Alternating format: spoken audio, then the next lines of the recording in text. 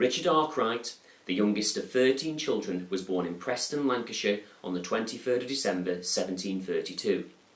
His father was a tailor, and in his teens he was apprenticed to a barber named Mr. Nicholson. His entrepreneurial spirit meant he wasn't settled for long, and quickly developed an amazing waterproof dye for use on the fashionable periwigs of the time. The money from this quickly built up, and he started using it for his other ventures. In 1768, the most important partnership of his life took place with John Kay, a renowned clockmaker of the period. Together they developed a spinning and carding machine which was designed to turn raw cotton into thread. Massively cutting down on manufacturing time, it also produced a very strong twist for the yarns. In 1769, the newly named water frame was patented. This invention was solely responsible for the great expansion of the cotton industry which took place. In 1771, Arkwright joined forces with two other wealthy manufacturers for a grand scheme. Together they constructed the world's first water-powered cotton mill in the small village of Cromford. But even though the River Derwent at Cromford provided more than enough water to power the mill, the village was too small to provide adequate labour. So Arkwright constructed a whole series of cottages designed to attract people from the surrounding areas. But for the workers, it wasn't all roses.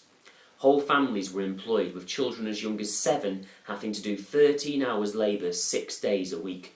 The conditions were tough, and Arkwright was a stickler for timekeeping. The shifts began with the ringing of bells at 5 a.m. and 5 p.m, and an hour later the gates were locked. If anyone was late, they lost their wage for that day and the next. The highly disciplined factory system developed by Arkwright was emulated nationwide. Arkwright built many more factories and was knighted in 1786, a year before being made High Sheriff of Derbyshire. He died aged 59 on the 3rd of August 1792, and his remains are now interned at St Mary's, Cromford. At Cromford today, Arkwright's mills are open for all to see in their magnificent splendour. But Arkwright did not just spend his money on industry. In 1790, he commissioned the building of a grand country home, Wellesley Castle, just across the river from his mills. Derbyshire has its fair share of grand houses, and even though Wellesley is a stunning home, some are palatial in scale. The greatest country house in the Peak District is undeniably Chatsworth. Standing in an open landscape of rolling hills and woodland next to the River Derwent, it is the seat of the Duke of Devonshire, and has been home to the Cavendish family since 1549.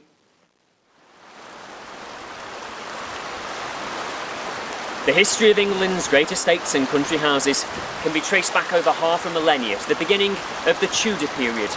This was when King Henry VIII in 1536 had completed his plan to disband the monasteries and priories of England. The monks who once lived within their walls were responsible for managing large parts of the English countryside, and Henry VIII not only acquired from them their land, but also their immense wealth. This was split up between those popular with him in the court, and so grew the squirearchy, which were responsible for managing great areas of land and estates throughout Britain. They continued to rule until the Reform Act of 1832. To the people who lived within their walls and field boundaries, they would have been the centre of their own world, and they were incredibly important. Although the hours worked were long, the work was hard, they provided stable employment in a time when malnutrition and starvation were still rife in the English landscape. On these estates, a dramatic change in English architecture took place. The first truly great houses in England had been massive castles and moated manors, all with aspects of defence in their design. But during the reigns of Elizabeth and James I, architect-designed manor houses began to appear. These magnificent structures contained no defensive features, as the relatively stable Tudor period had put an end to a lot of the fighting that had been present during years prior. The great houses themselves, many of which still survive, are a unique feature of the English countryside. Their styles changed through time, and many were drastically altered on several occasions, which led to a glorious mismatch of features and fashions. Some country estates and houses were truly huge and should really be described as palatial. They were powerhouses designed to display their owners' great status and ambition. Many of the wealthiest people in England would have a series of estates and townhouses, the country estate being a place of retreat from the busy city and handled with a great degree of ceremony and pomp.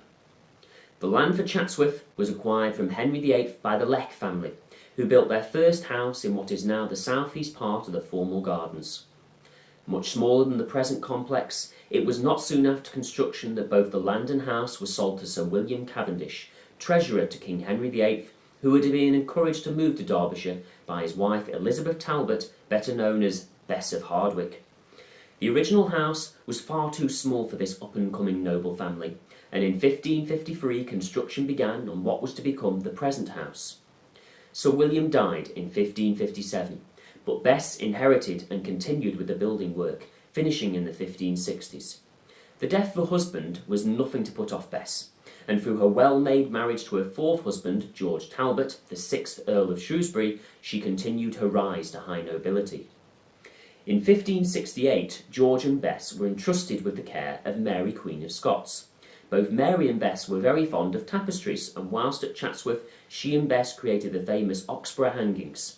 Bess's vast collection of tapestries still survive to this day. Known as the Hardwicke Textiles, it is the largest known 400-year-old collection of tapestries from a private family in the country. Bess rose no further through noble lines and died in 1608 at the grand age of 80 years. However, her descendants would. Our gracious Queen Elizabeth II is a direct descendant of Bess of Hardwicke. Chatsworth passed to her eldest son Henry Cavendish, but was brought from him by his brother William, who rose in the peerage to become the first Earl of Devonshire. The estate carried on without any major developments for several generations until, in 1694, when the fourth Earl retired to Chatsworth and decided it was time for a major rebuild. The fourth Earl was a political revolutionary and was central to the plan by a group of MPs in 1688 who were concerned with James II's Catholic sympathies. They designed to make William of Orange, husband of James II's daughter Mary, king, and were helping him to invade from Holland. The original plan was for William and his army to coerce James II to abandon Catholicism, but surprised upon hearing of William's landing, James fled the country. A confused Parliament pretended that this outcome was planned all along, and gave the throne jointly to William and Mary. It was publicised as the Glorious Revolution, and as a reward, the fourth Earl became the first Duke of Devonshire. And along with Chatsworth, he was given a lot of money and many, many more estates. The first Duke's plans for the rebuild were very sympathetic. Even though the house's original Elizabethan courtyard plan had become unfashionable by the late 1690s, he kept it, and hired the architect William Tallman to redesign the south and east fronts. It was a key development of the style to become known as English Baroque architecture, and began an artistic revolution, somewhat fitting with the Duke's political ones. The design of the south front especially was revolutionary for the time, with no attics or hipped roof, but a dramatic sculpted two-storey structure supported by a truncated basement. In 1759, under the fourth Duke, it was not the house that was the major focus of change, but the landscape.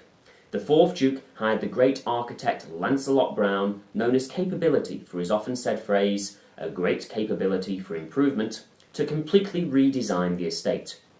Capability was born in Northumberland, where he worked as a gardener's boy. His passion for gardening was immense, and after serving an apprenticeship, went on to found his own landscape design practice. Rejecting the formal French stylings which were popular at the time, he cultivated a naturalistic approach, embracing meadows, copses and serpentine waterways. His designs were completely holistic and monumental in scale. He was immensely popular at the time, and Chatsworth landscape still bears many of his marks today. The fourth Duke was able to fund such a great project and other works on the house using a huge new income source, the Ecton copper mines, which at the time were the richest in Europe. The considerable profits enabled the fifth Duke to build the famous Crescent in Buxton and several other civic projects. This was a great boost to the family's wealth and prestige. The sixth Duke continued the extravagant spending on Chatsworth, hiring the architect Geoffrey Whiteville to construct additional space both inside and outside the house for his amassed collections gained in the most part from his travelling. But the sixth Duke's defining change to the landscape of Chatsworth was the Great Gardens.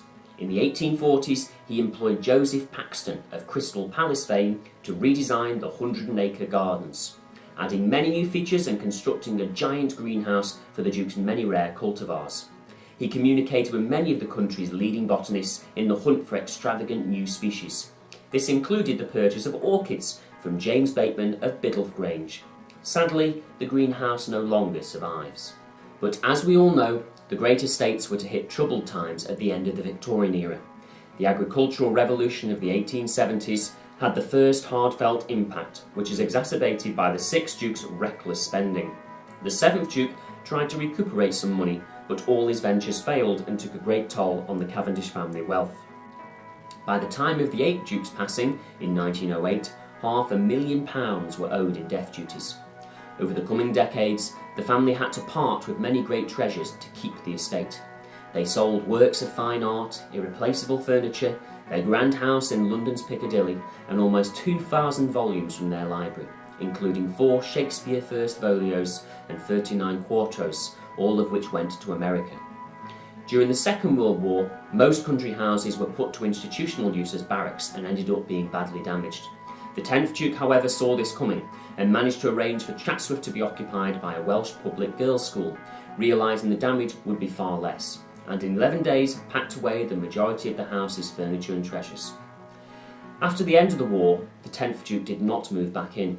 Like many other houses, the cost of repairs seemed too great, and most estate workers who had not died during the war went to the cities for better paid jobs.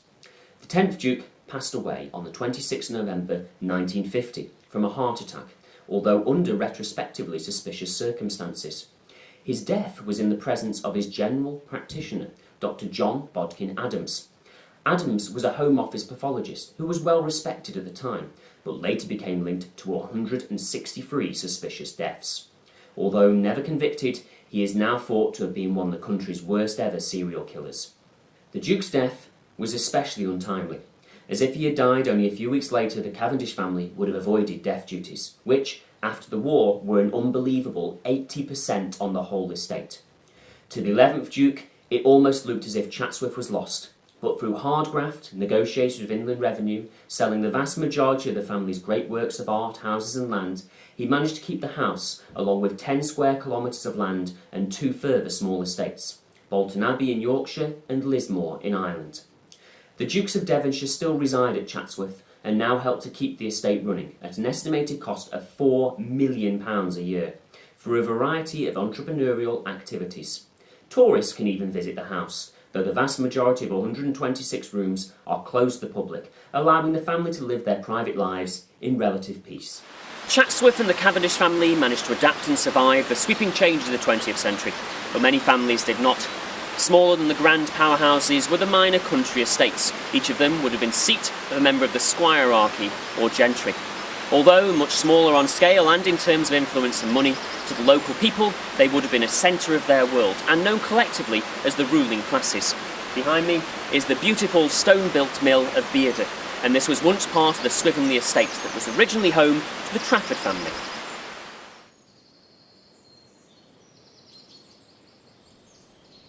In the next episode, we shall explore the Swithingley estate. Much smaller in scale than Chatsworth, but with just as great an influence on the landscape and culture of the area. We shall also meet mythical characters, explore great medieval ruins, witness rich spring wildlife, and unravel even more secrets from the landscape of the Peak District. These are the stories in stone.